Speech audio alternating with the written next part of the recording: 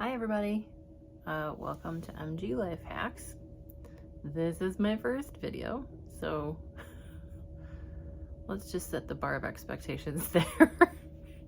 I am putting this out there because I have something called Myasthenia Gravis, and it is a neuromuscular illness that impacts I have generalized myasthenia gravis, which means the connection between my muscles and my central nervous system is kind of fried.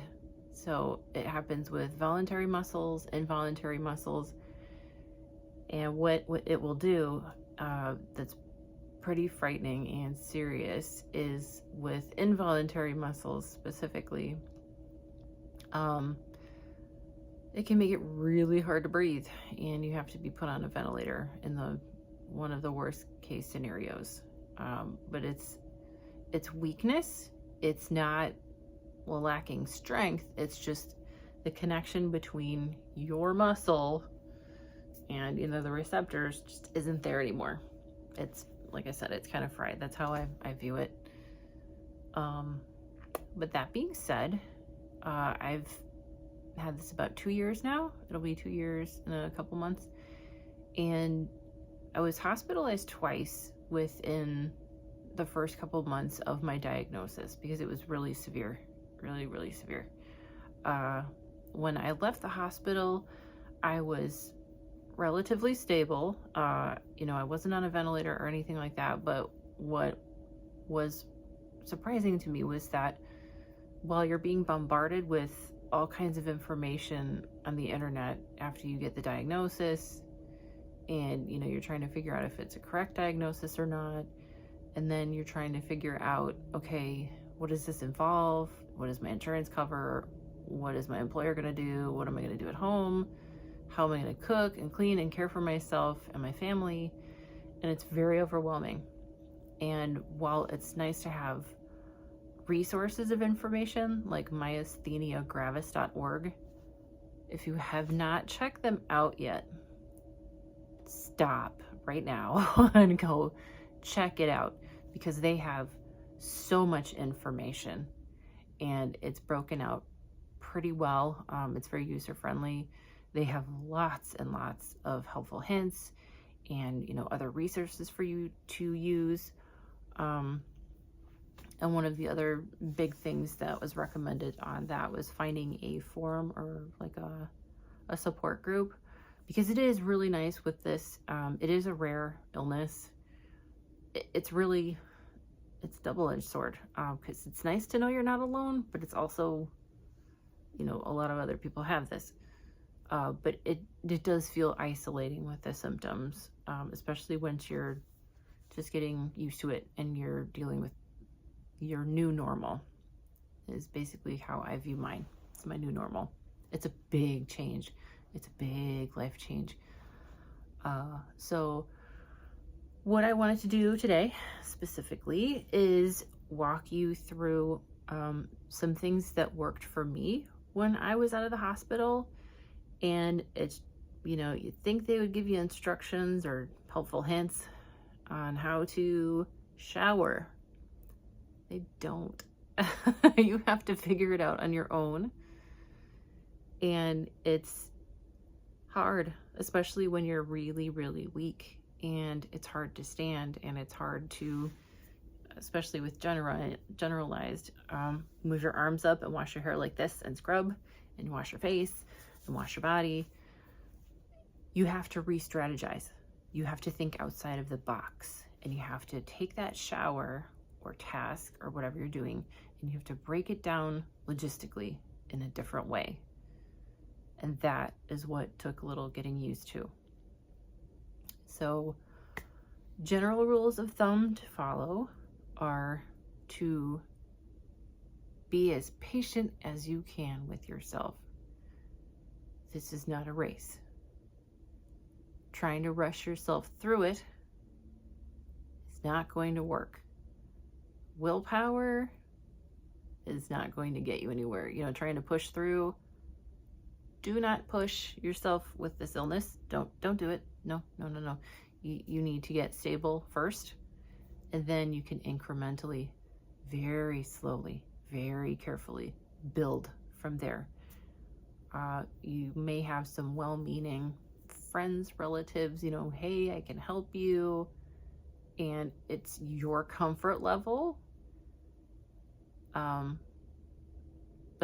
don't let their expectations of where you should be with your ability to do different things day to day, they will have very different expectations than you will. Trying to rush through any of it is not a good idea. So set your expectations as you go. Just try and adjust to them. Figure out what's working and what's not, and what can you improve on. So when I first got out of the hospital, I was so weak that I was counting steps. So steps to the bathroom, steps to get to the tub, steps to get back from the tub. It is, anybody with a chronic illness might be able to relate to this too. It is it's an Olympics event. It's a marathon. Except with this one, your tactic is to be the tortoise. Slow down. What you can do to further break it down is, obviously no one was home at the time because my husband was working, and I still wanted to, be safe and careful, is walk a couple of steps and have a chair in a place for you to sit. Wait. Get your strength up. Then move, a couple more steps into the bathroom and find a nice place to sit back, rest. Let your strength build back up. And you're going to have to do things in very small increments. If someone is helping you set up the shower, some solutions are to have, one of the ones that helped me was to have shampoo and conditioner and shower gel in those pump dispensers, because trying to open up a cap and flip a bottle open, maybe you have the giant, value pack ones, they're heavier. When you have muscle weakness and you're trying to save as much energy as you can to go further during the day, you have to pick your battles. And that includes little battles like trying to figure out if putting things in a pump bottle might work for you. It did for me. It helped. Also, you want to think about your shower setup. Now, if you're not prepared to fully remodel your bathroom with a shower stall in it, which nobody I know is, some things that you can do while you're waiting, like I had to get a shower stool that I could just easily, take in and out of the shower and fold up myself. It was a dignity thing. I did not want my husband. It's pride. But I also wanted to be safe. But what you can do is you can make sure your shower head is set up in a certain angle. If you can't, quite stand up and reach over into it because you're still weak, you can get little handles with suction cups that suction to the wall. That will help give you a little bit of assistance, bearing in mind they will not support your full weight. Nothing that suctions to the wall is going to support your full weight. You just want to be careful. It's more for, just helping get you there. It's a very temporary thing. You don't lean on it. It just helps you just enough to save the energy that you need to save. Thinking back, what I'll also do when I'm close to like an infusion time or a treatment time, like right now, I'm tired. I'm really tired. The insomnia is not super great. So what I do to conserve energy and get the shower accomplished is use my shower stool, and I will have my back facing the shower head. So the shower head will be coming, the water will be coming down like this when I'm sitting upright. And then that way what I can do is just simply tilt my head back and rest my neck muscles and let the shower just let the water and gravity do the work for you. Use gravity to your advantage, as hard as that can be, especially when you're sitting up and you're weak and you're still trying to get used to all of these different activities.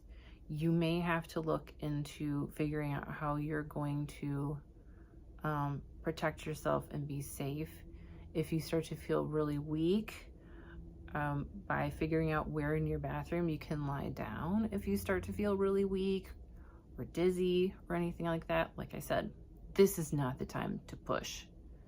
I would understand wanting to just feel cleaner. This is not the time.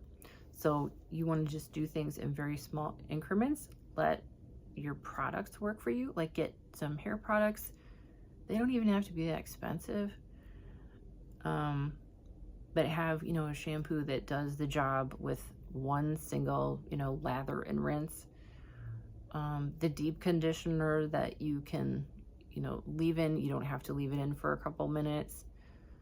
Just because what I also experience to this day is heat intolerance. It's not uncommon, unfortunately, but it is something to be aware of, because what can also happen is you really love the warm shower, and like a really hot shower, it's not so good when you're just out of the hospital and you're still recovering and your body is still trying to adjust back to everything. What you can also do, like with the strength in your arms and trying to shampoo your hair, let gravity work, let the shower head do its thing, get your hair wet. And then what you can do is keep your your soap dispenser and your shampoo dispenser, keep them in another part of the tub. What I did and what I still do when I'm really weak is I will lean over so my hair isn't in the direct stream of water anymore. I'll put the shampoo in my hands, in my lap, like on my knees almost. Lean forward into your hands so that it's, like this, and you can just do this and try and spread it around as best you can. Do not rush. Do not rush. Be very patient with yourself, because like I said, this is a new normal. It is not permanent, at least mine isn't. It's gonna fluctuate, and it's more or less just trying to find a different way to get the job done. So that's how I would wash my hair, or I do sometimes to this day. And then once you rinse, you just lead it back into the shower stream, let gravity do the work. Just turn your head, get all of it rinsed off, and then you can do the same thing with your conditioner. Another thing to consider is your hair. I had to lop off at least 6 or 7 inches, because there was just simply no way to lather all of it, condition all of it, get product on all of it afterward to style it. So I had to make compromises, and cutting my hair was definitely worth it, because it's just less stress to deal with. You also have to find a new kind of style that might work for you. So you can work with your hairstylist and just, hey, this is what I need to do. What do we do? You gotta compromise, because you need to save your energy to build back up. And at some point, hopefully you find a treatment or a combination of things that works for you. It's going to be a little cyclical, but hopefully some of these things will work, and give you a little bit of a method to feeling a little bit fresher. The other thing that I do want to mention is, this will also fall under a lot of chronic illness people, I think, is when you are exhausted, or in my case with a flare-up, very weak, and you really want to shower, or you're just home from the hospital, and those polyester gowns, or like the gowns don't breathe and the bed doesn't breathe, and you're just, it's hot, nothing breathes in your skin, you just want to wash off. I won't judge you. No one should really judge you if you don't shower for a day or 2 or 3. It's a sad fact, but it is what it is. Because you are fighting a war. And showers are part of the battle, so you have to make some concessions. I get it. But I also understand wanting to clean up and feel fresher. So some other alternatives are body wipes that you can use. It's kind of like antibacterial wipes, but there are some body wipes out there that do a pretty good job. And you can just freshen and do what you can when you're able, because, you know, with muscle weakness, you might have to, you know, wash your arm off, break, rest, do another arm, take a break, rest, stop if you feel like you're going to pass out or you're very weak. You don't want to exacerbate this illness. You do not. This is not something you fight through. This is managed through a lot of patience and listening to your body. Listen to what your body's telling you when it tells you. It's not a suggestion, it's telling you. So you can go with the flow or pay the price. Just be very careful. Mostly just try and do what you can to get as much accomplished as you want, because what you want to accomplish, what your body will let you accomplish, are going to be two different things. Let me see my notes, because it is very different. It's a very different kind of illness. Well, the other things that will work, wipes, you can also use a washcloth. If you're resting and, you know, your caretaker or your spouse or your loved ones are going to be out for a bit, excuse me, you can get basically like a small bath. Just take a washcloth and some gel, and you can do it that way and wash and rinse off.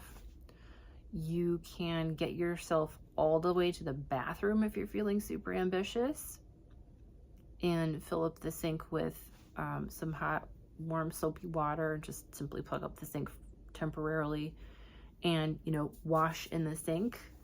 And then once you're done, you know, getting soap with the washcloth, you just let it go, you know, fill it up with a clean thing again, and you know, rinse off. But be prepared for this to take a while. The other thing with showers is that they're, like I said, they're the Olympics. So you need to rest when you're done. Rest until you feel better. Drink lots of water. Just hydrate. Because the part of the other thing is, if you get really dehydrated with this, you're not going to feel great either. Just some helpful hints. I hope this helps anybody at all. This is really my mission. I'm going to do a couple more videos on just tidbits and helpful hints along the way that I came across. But really open your mind to thinking outside the box and thinking about the little steps that are involved in the overall project. And yes, it's overwhelming at first because it's a very emotional process, because it's very different. This is very different than what you're used to, and it can be really hard. But please know that you are not alone. There are a lot of good resources out there for you, like myastheniagravis.org. There are some support groups out there. I would also recommend on myastheniagravis.org finding a neuromuscular specialist that understands this illness, because it's rare, it's a little different, just to help empower you. So I hope this helps, and I hope that you're successful in your shower journey. Remember to be patient and just do it in small increments. Have a great day.